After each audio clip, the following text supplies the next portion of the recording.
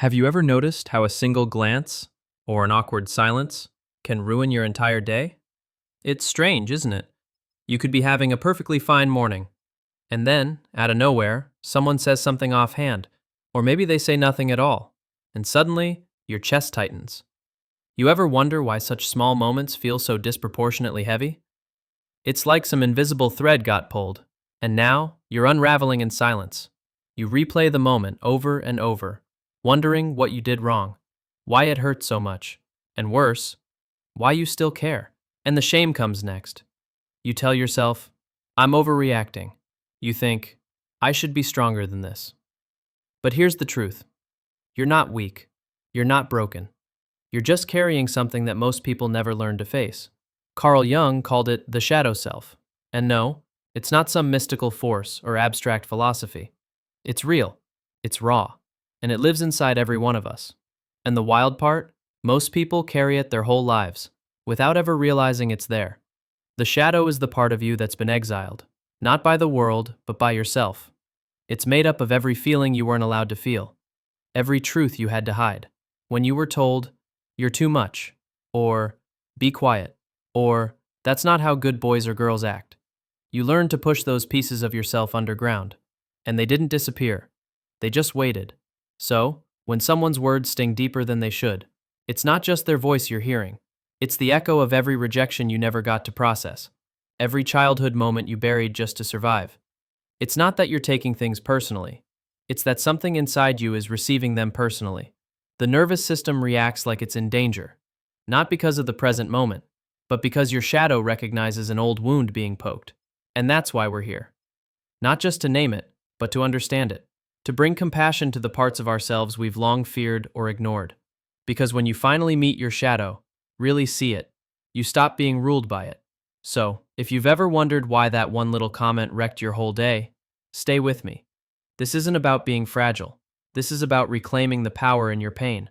And once you understand where it really comes from, you'll never look at yourself, or your triggers, the same way again. Have you ever felt that sudden flood of emotion, anger, shame, jealousy, over something that seemed small? Like someone disagrees with you and suddenly your chest tightens. Or maybe you see someone confidently express themselves and something inside you pulls back. Not because they're doing anything wrong, but because something inside you feels left behind. That's not random, that's the shadow. Carl Jung described the shadow as the hidden side of our personality, the traits, emotions, and memories we've pushed out of sight, not because they were bad, but because we were told they were too much. Too loud, too emotional, too proud, too bold. So we learn to shrink those parts, to edit ourselves.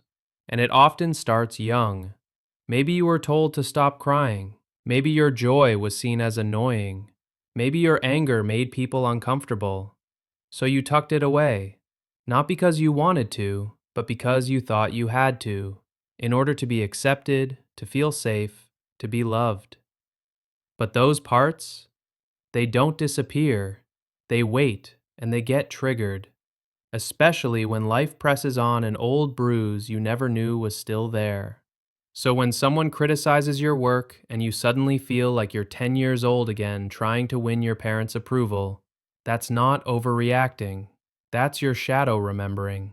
Your nervous system lights up because, to your unconscious mind, that criticism isn't just about now. It's echoing then, your childhood, your silence, your unmet need.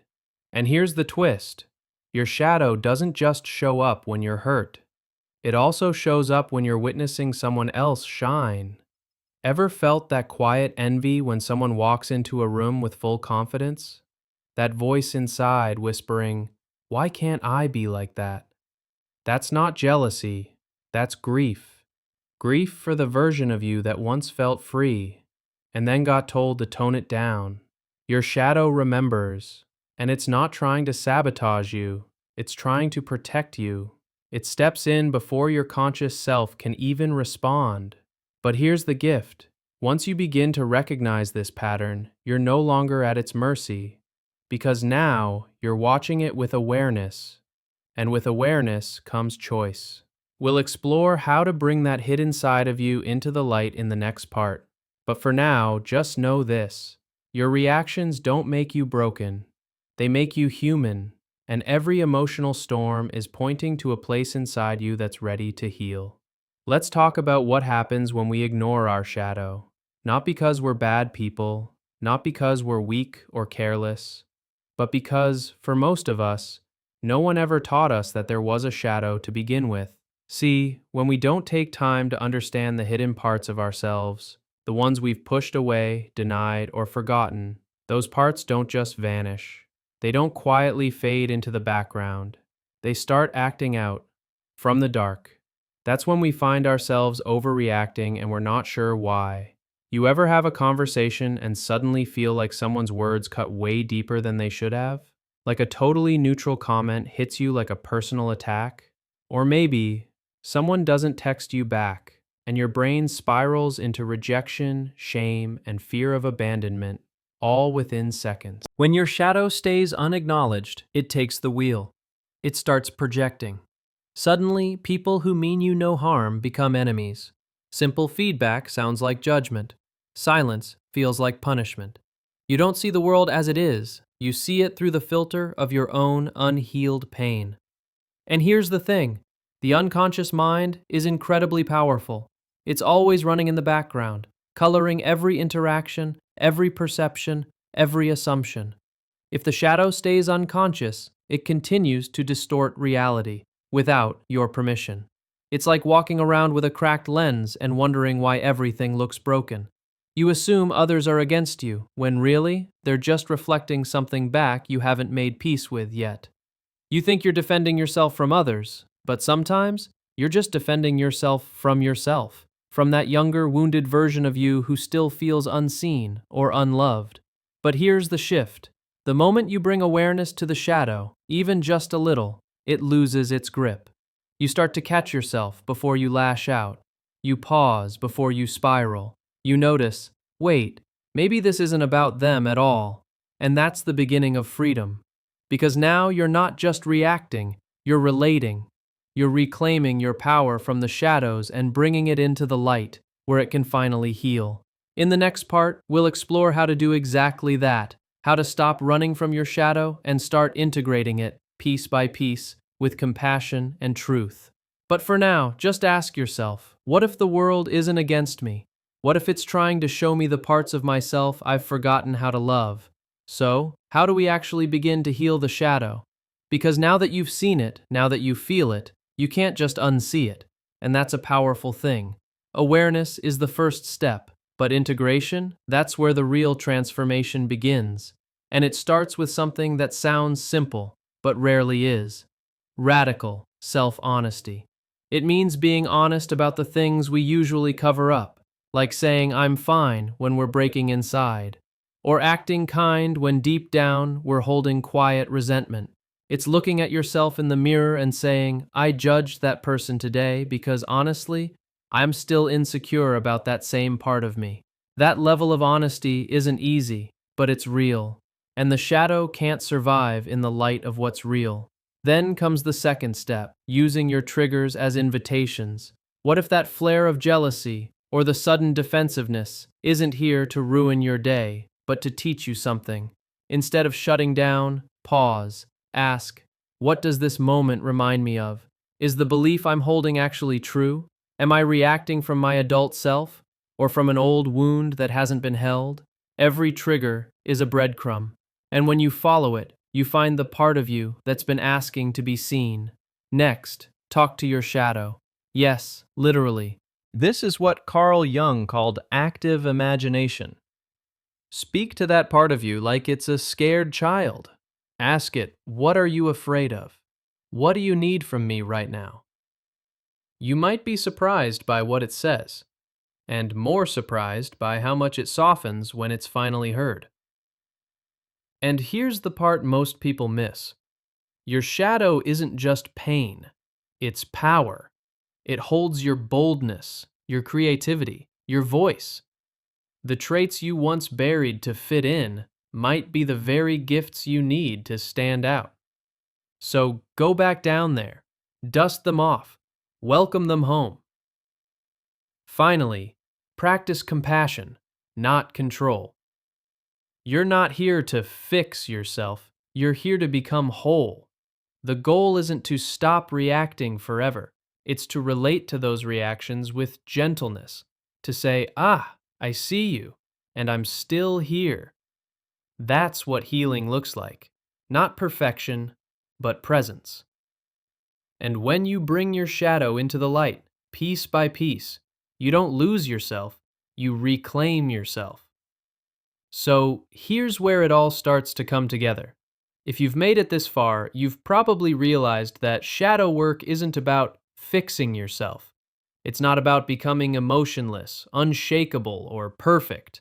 It's about becoming whole. Carl Jung called this process individuation, the journey of integrating what we've rejected, the light and the dark, the logic and the emotion, the strength and the vulnerability. Real growth doesn't come from choosing one side and discarding the rest.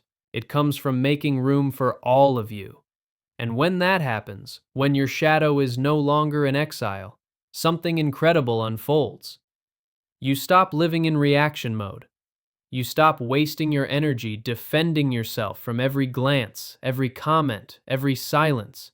You stop bending yourself into shapes just to be liked or accepted. That energy, it comes back to you. Where there was once anxiety, there's now confidence. Not the loud performance kind, but the quiet, grounded kind that doesn't need to prove itself. Where there was once confusion, do they like me? Am I enough? There's now clarity. You know who you are. You know what's yours to carry and what's not. That's what shadow work really offers. Not just peace from the past, but power in the present. You start walking into rooms without shrinking or posturing. You speak without rehearsing. You trust your instincts more than other people's expectations. And people feel that. They sense when someone isn't fragmented anymore. When you're no longer fighting with yourself inside, the world around you shifts too. Because you're not asking for permission to exist. You're simply existing, fully. This doesn't mean you'll never be triggered again. You will. You're human. Life keeps. And that one small shift, it changes everything. Because when you stop abandoning yourself, especially the parts you once feared, you become magnetic, grounded, and free. That's the quiet superpower of a person who has come home to themselves. And that's what reclaiming your wholeness is all about. Let's shift the lens a little. What if your shadow isn't just a place of pain, but a source of power? What if the parts of you you've been hiding, your intensity, your voice, your emotions, weren't weaknesses at all, but gifts that were just waiting to be reclaimed? We tend to think of healing as becoming calmer, softer, quieter, and yes, sometimes it is. But other times, it's becoming louder, more expressive, more you. Because here's the truth. The shadow doesn't just store the hurt, it holds the gold. That voice you were told was too loud, it might be the voice that moves others, that lights a fire in someone who feels alone, that says the thing no one else is brave enough to say. The emotions you were taught to suppress, your grief, your tenderness, your rage, they might be the very things that connect you to others on a level most people never reach. That fire inside you, the one that sometimes scares you, the one you were told to hide, that's the same fire that can fuel your purpose, your art, your leadership, your truth. Carl Jung once said, "The gold is in the dark," and he meant it literally. The deeper you go into the shadow, the more potential you unlock, because the parts of you that were silenced aren't broken. They're brilliant. They've just been waiting for permission to breathe again. And this isn't just about personal development, it's a spiritual path. When you start to welcome the shadow, not as something to fight, but as something to integrate, you step into radical self acceptance. Not the fluffy kind, the kind that says, I accept the whole of me, even the messy parts, especially the messy parts. And this is where creativity is born, where purpose takes shape, where your pain stops being something that controls you and becomes something that empowers you. Think about the people who inspire you most. Chances are they've touched their own darkness, they've walked through it, and instead of denying it, they've used it, transformed it, alchemized it into something beautiful. You can do the same. Your shadow is not your enemy, it's your teacher, your mirror, and in many ways, it's your map. So the next time you feel that surge of emotion, that restlessness inside, don't push it down. Get curious. Listen. There may be a purpose hidden in your pain and a power. Because your triggers, they're not flaws, they're invitations. They're doorways that open not to weakness, but to truth. When something stings, when your chest tightens, when your thoughts spiral, it's not a sign that something's wrong with you. It's a signal, a whisper from the shadow saying, this part of me is still tender, still waiting to be seen. Instead of pushing it away, try asking, whose voice am I hearing right now? Is this pain mine, or did I inherit it from a moment long ago? Is this reaction a call for protection or a call for healing? That pause, that awareness is everything. Because healing doesn't always look like stillness.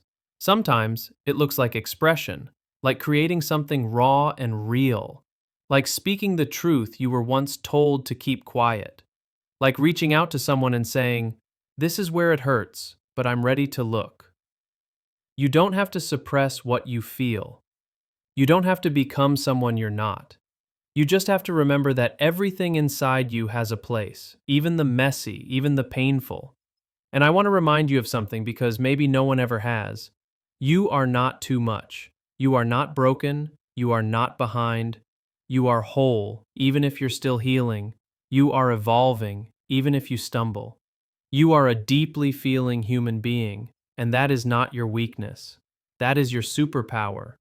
Because the more real you are with yourself, the more grounded, magnetic, and free you become. So the next time the shadow whispers, instead of running from it, sit with it, let it speak, let it teach, let it remind you of what you've survived and what you're still capable of. This is not the end. This is where integration begins. And if this message stirred something in you, if a part of you felt seen or softened or ready, trust that. You're not alone in this work. And the world needs more people like you. Awake, aware, and no longer afraid of the dark. If this video spoke to something deep inside you, if it stirred a truth you've been quietly carrying, know this, you're not alone. This is just one step in a much bigger journey. A journey back to yourself. A journey toward integration, wholeness, and peace. And if you're ready to keep going gently, honestly, at your own pace, then I invite you to be part of something more. Subscribe to Stoic Alignment. This space was created for those who think deeply, feel fully, and want to explore the hidden layers of the human psyche with compassion, clarity, and truth. Here, we don't rush healing. We don't chase perfection. We learn to sit with what's real. Together. Thank you for being here. Thank you for having the courage to look inward when so many choose to look away. Keep going. Your shadow is not the end of you. It's the doorway to everything you were meant to become. I'll see you in the next one.